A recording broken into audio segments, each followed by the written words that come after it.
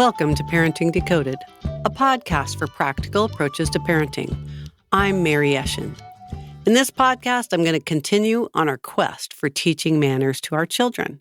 We've already covered please and thank you, and now we'll move on to a really challenging one, according to my listeners: how to get kids to chew with their mouths closed. There's nothing more gross in my mind than sitting and eating with an adult who eats with their mouth open. I had a colleague at work years ago who did it so often, it was talked about behind his back, and some people avoided having lunch with him. Yikes. He was in his late 20s. I think we all fear that our kids will grow up into such food-spewing adults who are avoided like the plague. But what do?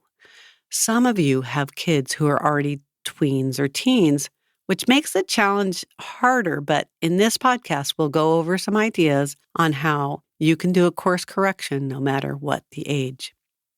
I do have to start out saying that, like just about every parenting issue, the earlier you start, the easier things will be in the long run. Preschool is a great time to start manners training, but don't be discouraged if you have older kids. The first thing you're going to do is talk about it. Communicating with your family about expectations about any activity you do is really key. So put chewing food in that same category. It's a life skill you need to teach. You need to explain both the why they need to chew with their mouths closed and what that looks like so that everyone is on the same page. You can have small discussions with one child during a meal, or if you feel you haven't been clear with your entire family, then have a family meeting and talk about chewing manners. Here's some ideas in how to approach chewing food. Start with basic skills. Some kids shove too much food into their mouths, so practice taking small bites. Go over what bite-sized pieces are and what you expect for different types of food. Include examples of foods that you grab with your hands, like pizza and apples, versus a bowl of cereal or pasta. You could give everyone a knife and have them cut whatever it is into bite-sized pieces to make sure the learning is going well. Next, you could include some fun and games. You can play games where kids earn points. You can be creative and even a little crazy. When you have fun, learning can really settle in without being a burden. Here's some ideas. Make a game out of cutting up food into the right sized bite pieces, using maybe a ruler or other marking system on plates to figure it out. How about chewing so many times before swallowing? 5 chews, 10 chews. Set different numbers and get feedback to finally find the ideal number as a family. Or use a timer for keeping track of chewing with the mouth closed for a certain amount of time. Little kids love setting timers, so let them set away for each other. Keep score. You could be brave and have the kids purposely try to talk with foods in their mouths while they try to hide the food from being seen by others. See how much food that is. Keep track of the sizes that each kid can successfully hide and talk or say something like a silly nursery rhyme at the same time while they're trying to hide their food. You could also do the opposite of trying to hide the food by having everyone stuff a little bit too much food in their mouths and try to talk. Maybe you'd want to do this at a picnic table in your backyard, since it might get messy. You could also want to maybe make sure that no one chokes on it by overdoing it. So please be careful if you decide to go this route. I think you get the idea of chewing games. So let's move on. You could use books. There are actually a few books that you could read to younger kids that can help. 2 favorites for toddlers and preschoolers seem to be How Dinosaurs Eat Their Food and Dinner with Olivia. I'll put links in my show notes for you to be able to click on. Now, my favorite in dealing with things like this is to set up signals. Those of you who follow my podcast have heard other examples of setting up signals in your home for things like anger issues. I love them. In this case, once you have the basics down, decide with your family what signal you could all use when someone is chewing food with their mouth open.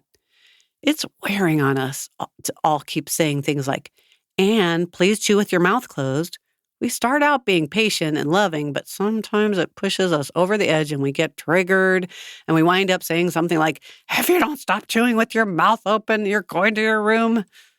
So, what signal could you use? Here are some ideas, but keep in mind that choosing as a family is going to be most effective, so use these just as idea starters. You could tap your fork on your plate gently once for child number 1, twice for child number 2, etc. Or maybe you tap your hand on the top of your head or tap your nose. You could also do something simple like putting your hand over your mouth. I sometimes encourage people to have like a small stuffed animal sitting at the table as if it's a guest and it gets passed to the person who needs reminding. Whatever you do, consistency is super key. Once you've communicated and agreed as a family what eating habits are acceptable, it's really important that you follow through. This will take time and it will be repetitive, but you need to keep it loving and kind in addition to being consistent. Do not give up. It's really important. Now for the harder part, having consequences. What do you do if things aren't working out for one of your kids? Maybe you have an older child and they're just being defiant or spiteful. Whether your child is young or old, you need to agree that there will be consequences for poor eating behaviors. Possible options include removing the child from the dinner table. This works for younger kids, not necessarily older ones. You could make them eat alone or take away a fun toy or activity. Listen to my podcast number 10 if you need help setting up effective and loving consequences. You might also listen to my last podcast, number 51, about dealing with kids who drain your energy if the issue persists, because this could drain my energy for sure. Lastly, there could be medical issues involved. I don't want to leave this topic without covering this one more thing about chewing and mouths being open. Some kids have real breathing issues that make it difficult to chew. They could have overgrown adenoids or tonsils. They could have inflammation of the epiglottis or a throat infection that could interfere with their being able to chew with their mouth closed.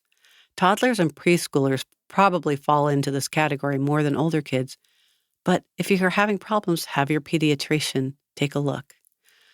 I hope you found this short podcast useful, and hopefully you can see how a lot of these can be applied to other table manners as well that you might be struggling with, whether it's using utensils, leaning back on chairs. My mom always used to get pissed at us for that.